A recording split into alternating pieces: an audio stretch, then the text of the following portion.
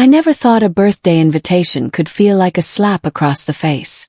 But there I was, standing in my sister Victoria's marble foyer, holding a glittery pink envelope while she looked at me like I'd tracked mud across her Persian rug. My twins, Noah and Emma, stood beside me in their best clothes, clutching homemade cards for their cousin Bella's 8th birthday party. They'd spent hours decorating them with stickers and drawings. Victoria glanced at the cards, then at my children, her lip curling slightly. I appreciate the thought, but honestly, I don't think your kids would fit in with Bella's friends, she said smoothly. They're more sophisticated. Different circles, you understand. The words hung in the air like poison. Noah's smile faltered. Emma looked down at her shoes. And something inside me cracked wide open. My name is Claire Bennett, and I'm 32 years old. I live in a modest 3-bedroom house on the edge of town with my twins, who just turned 7 last month. Their father, my ex-husband, left when they were barely 2 years old. He said family life wasn't what he expected. Translation: responsibility scared him more than anything else in the world. Since then, I've worked 2 jobs to keep us afloat. Mornings, I'm a receptionist at a dental clinic. Evenings, I do freelance bookkeeping from home after the kids go to bed. It's exhausting, but we manage. We have movie nights on Fridays with popcorn. We make pancakes on Sundays. My kids know they're loved, even if we can't afford designer clothes or fancy vacations like Victoria's family can. Victoria is my younger sister by 4 years. Growing up, we were close, sharing secrets and stealing each other's clothes. But somewhere along the way, things changed. She married Cameron Blake 5 years ago, a successful investment banker with family money and connections that opened every door. They live in a gated community with a pool, 3 luxury cars, and enough square footage to house a small village. Victoria stopped calling as much after her wedding. Our conversations became shorter, more superficial. She started using words like networking and social positioning. When she looked at me now, I could see judgment in her eyes. The struggling single mom. The one who couldn't keep her marriage together. The embarrassment. But I never expected her to target my children. Standing in her foyer that afternoon, I felt my hands start to shake. What do you mean they wouldn't fit in? I asked quietly, trying to keep my voice steady for Noah and Emma's sake. Victoria sighed like I was being deliberately difficult. Claire, be realistic. Bella's friends come from a certain background. Their parents are doctors, lawyers, business owners. The party's at the country club. There'll be a string quartet and a catered menu. Your children would feel out of place. She glanced at Noah's slightly scuffed sneakers. Besides, I've already finalized the guest list. 20 children from Bella's private academy. Adding more would throw off the seating arrangements. My daughter Emma tugged at my sleeve. Mom, can we go?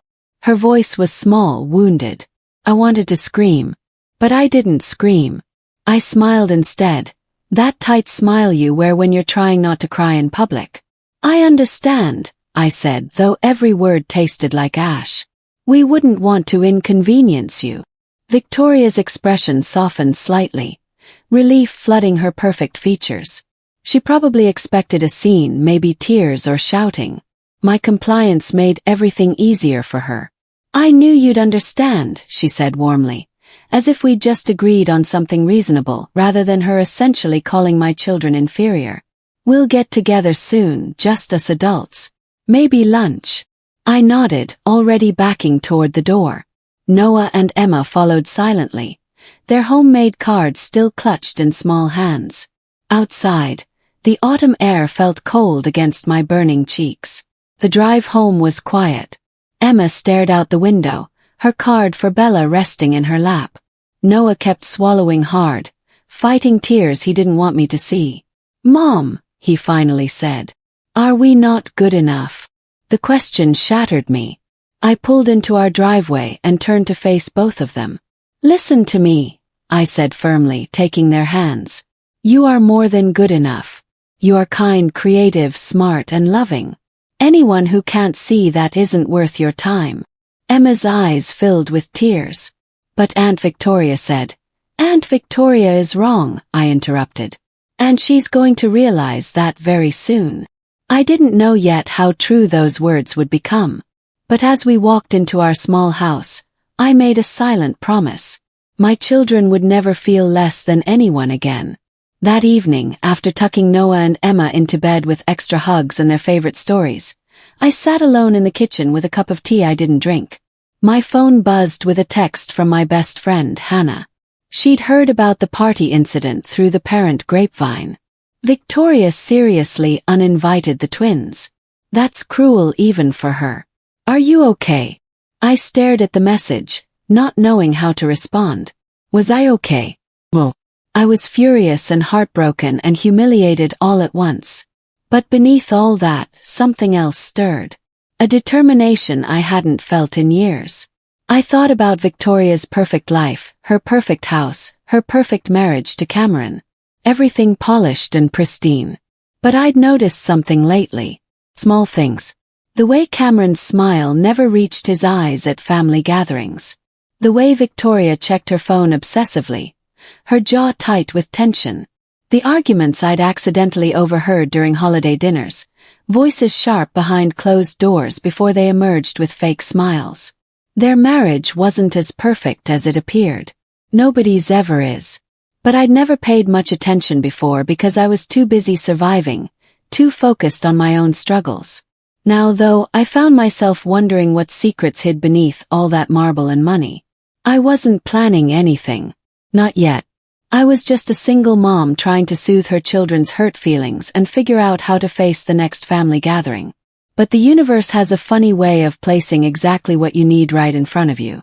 3 days later, my son Noah came home from his friend's house with something that would change everything. It was a Tuesday afternoon. Noah burst through the front door with his backpack bouncing, more animated than I'd seen him since the birthday incident. Mom, you have to see this.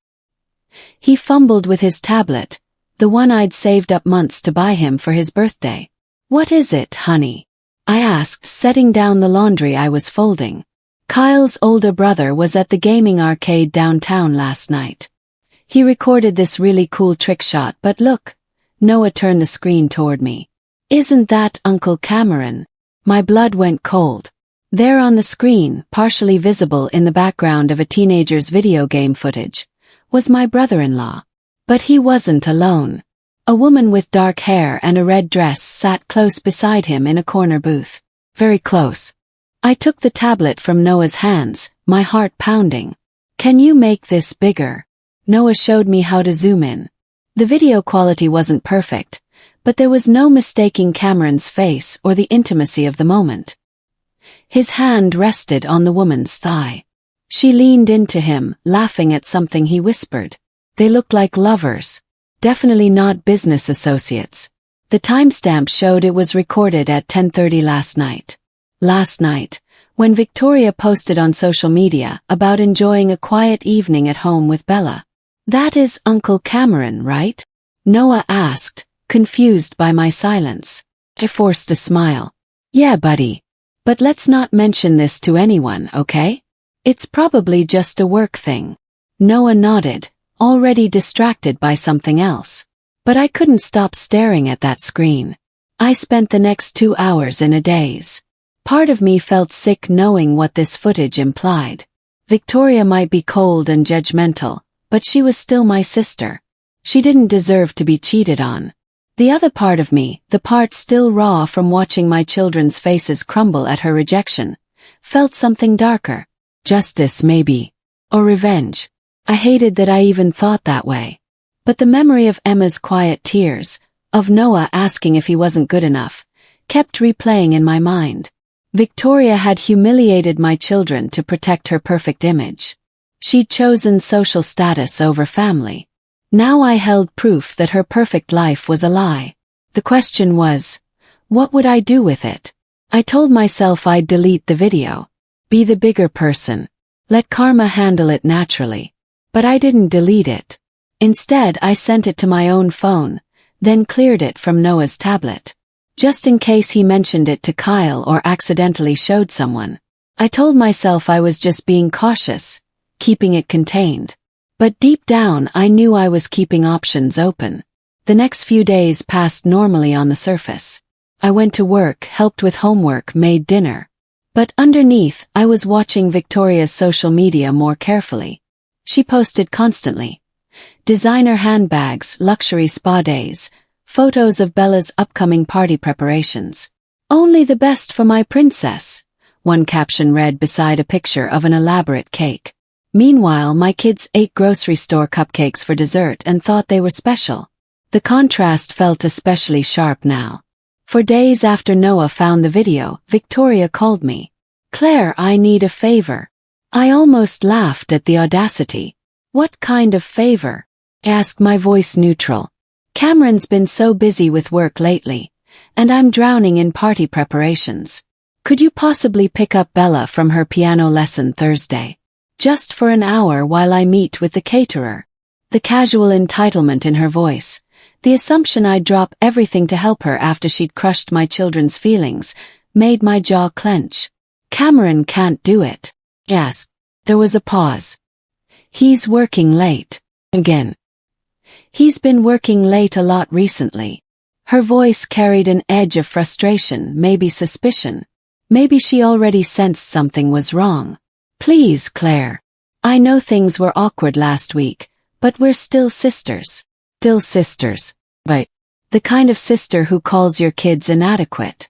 "Fine," I said. "I'll pick up Bella." "Thank you. You're a lifesaver." "Oh, and Claire." Victoria's voice brightened. "I've been thinking. Maybe Noah and Emma could come to Bella's party after all. Just for an hour or so, not the whole thing. I'd hate for there to be family drama." There it was. The backhanded invitation. Let them come for an hour, probably during setup or cleanup, so Victoria could tell people she'd included us. So she could maintain the image of being a good sister while still keeping my children separate from her daughters, sophisticated friends. Every cell in my body wanted to tell her exactly where she could put her pity invitation. But I thought about that video on my phone. About Cameron and the mystery woman. About perfect Victoria's perfect life built on lies. "That's generous of you," I said sweetly. "The kids will be excited." Thursday came. I picked up Bella from her piano lesson at the prestigious Music Academy Victoria, enrolled her in. My niece climbed into my car, polite but distant. We'd once been close, but Victoria's attitude had trickled down. "Hi, Aunt Claire," Bella said, buckling her seatbelt. "Hi, sweetie. How was piano?" "Fine. Mrs. Montgomery says I need to practice more, but I have so many activities already." She sighed like a tiny adult. "Mommy has me in piano, ballet, French lessons and tennis, plus private tutoring twice a week." She was 7 years old. The same age as Noah and Emma, who spent afternoons riding bikes and building blanket forts. "That sounds like a lot," I said carefully. Bella nodded. "I'm tired all the time. But Mommy says I need to be well-rounded to get into the right schools." We drove in silence for a moment. Then Bella asked, "Are Noah and Emma coming to my party?" "For a little while, yes." "Good. Miss them. We used to play together all the time." Her voice was wistful. "Mommy says they're not really my speed anymore, but I don't understand what that means." I gripped the steering wheel tighter. Victoria was poisoning her own daughter with her toxic values, teaching Bella to judge people by their bank accounts and zip codes. "Your mom just wants the best for you," I said, though the words tasted bitter. When we reached Victoria's house, Cameron's car was in the driveway. Odd, since Victoria said he'd be working late. I walked Bella to the door. It opened before we reached it. Cameron stood there looking startled. "Claire, I didn't know you were picking up Bella." "Victoria asked me to," I said, studying his face. He looked tired, guilty even. "She had a meeting with the caterer." "Right. The party." He ran a hand through his hair. "Thanks for helping out." As Bella rushed past him into the house, Cameron stepped outside, pulling the door almost closed behind him. "Listen, Claire, I know Victoria was harsh about the party invitation. I tried to talk to her, but you know how she gets about appearances." "Did I know?" But his attempt at solidarity felt hollow, especially knowing what I knew. It hurt the twins, I said quietly. Your wife told my children they weren't good enough. Cameron flinched. I know. Sorry. Victoria's under a lot of pressure lately, trying to maintain certain standards. It's not personal. It felt personal, I replied. To 7-year-olds, it felt very personal. He had no answer for that. I should have left then, gotten in my car and driven away. But something made me push further. You've been working late a lot, I said, watching his expression carefully. His eyes widened slightly. Yeah, busy season. You know how it is.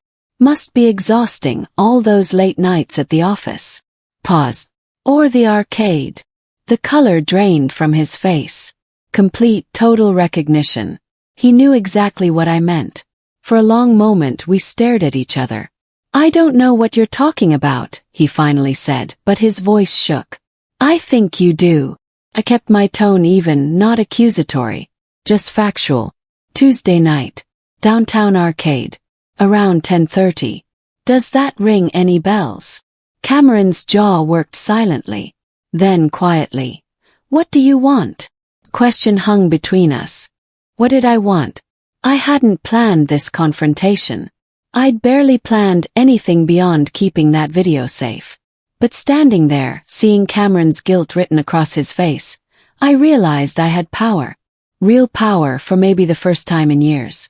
I want my children treated with respect, I said slowly. I want my sister to remember what family actually means. I paused, surprising myself with what came next. I want justice. Cameron swallowed hard. Are you going to tell Victoria? I don't know yet, I answered honestly. Maybe you should tell her yourself. Come clean. Fix your marriage honestly instead of sneaking around. He laughed bitterly.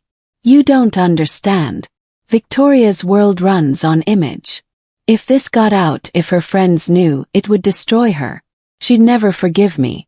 She'd take Bella. She'd take everything. Then maybe you shouldn't have cheated, I said simply. Maybe you should have thought about that before you decided your vows didn't matter. Cameron's face hardened. You're really going to judge me? You, whose husband walked out because he couldn't handle responsibility. At least I stayed. The words were meant to wound, and they did. But they also showed me exactly who Cameron Blake really was. Not the charming, successful banker Victoria paraded around. Just another selfish man making excuses for hurting people. I'm done here, I said, turning toward my car. Wait, Cameron called. Please. Can we talk about this? Rationally. Maybe over coffee tomorrow. I looked back at him. Why? So you can convince me to keep quiet. Offer me money. Threaten me. No. So we can figure out a solution that doesn't destroy multiple lives over one mistake. One mistake. That's what he called it. Like it was a momentary lapse instead of a deliberate betrayal. Like the woman in the red dress was an accident that just happened to him. I'll think about it, I said, mostly because I wanted to leave. But Cameron, whatever you're doing, whoever she is, you need to decide what kind of man you want to be. And what kind of father. I drove away, my hands shaking on the wheel. When I got home, Noah and Emma were doing homework at the kitchen table. They looked up when I entered, their faces bright and innocent. Mom, guess what? Mrs. Patterson said my story was the best in class. Emma announced proudly. I hugged her tight, breathing in her shampoo smell. That's amazing, baby. I'm so proud of you. That night, after the kids were asleep, I sat in the dark living room with my phone in my hand. The video was still there, waiting. I thought about what Cameron said about destroying lives. Was I really considering using this? Was I that person? I thought about Victoria's sneer. Your kids aren't good enough. I thought about Noah's question. Are we not good enough? And I realized something important. This wasn't about revenge. Not really. It was about my children learning that they should never let anyone make them feel inferior. That standing up for yourself matters. That consequences exist for cruelty. If I did nothing, I'd be teaching them that powerful people can hurt others without accountability. That money and status matter more than character. That they should just accept being treated as less than. I couldn't teach them that. Bella's birthday party was Saturday afternoon. The country club was exactly as Victoria described. Excessive, elegant, overwhelming. Crystal chandeliers hung from high ceilings. Servers circulated with trays of gourmet appetizers. The string quartet played classical music near a chocolate fountain bigger than my kitchen table. 20 children in designer outfits ran around while their parents networked, drinks in hand. Victoria stood at the center of it all, perfectly styled, holding court. When she saw us arrive, her smile tightened. "Claire, Noah, I'm so glad you could make it."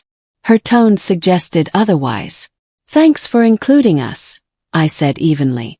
My kids stayed close to my sides, intimidated by the grandeur. "Why don't you go play?" Victoria suggested to them, gesturing vaguely toward the other children. But nobody invited Noah and Emma to join. Nobody made space. We stood awkwardly for 20 minutes. Victoria made half-hearted introductions, but her friends looked at us with the same judgment she'd shown. The struggling single mom and her kids who didn't belong. Emma's eyes filled with tears. Noah's jaw clenched in that way that broke my heart. This was worse than not coming at all. Victoria had invited us just to prove her point. Then Cameron appeared, looking panicked when he saw me. He walked over quickly. "Claire, can we talk? Outside." "Not right now," I said. "Actually, I think Noah wanted to show Bella something. A video he found." "Noah, honey, why don't you get your tablet?" Noah looked confused, but he pulled his tablet from my bag. Cameron's face went white. "Claire, don't. Please." But I was done being silent. Done letting my children be humiliated. Done watching people like Victoria and Cameron get away with cruelty because they had money and connections. "Noah," I said clearly, my voice carrying across the suddenly quiet room. "Remember that video from the arcade? The one with Uncle Cameron? Can you show everyone?" Victoria's head snapped toward us. "What are you talking about?" Noah, bless him, navigated to the video like I'd asked. Cameron lunged forward, but it was too late. Noah had already connected to the room's display screen, something he'd learned in his school's tech club. The video played on the massive screen for everyone to see. Cameron in the booth. The woman in red. The intimate touches. The timestamp showing Tuesday night. The room went silent. Absolutely, completely silent. Victoria stared at the screen, her perfect face crumbling. The string quartet stopped playing. Parents stared, whispered, pulled out phones. And I stood there with my children, watching Victoria's perfect world shatter like expensive crystal hitting marble floors. Justice served cold at a birthday party. Exactly as cruel as she'd been to my kids. Maybe I should have felt guilty. But I didn't. Not even a little bit.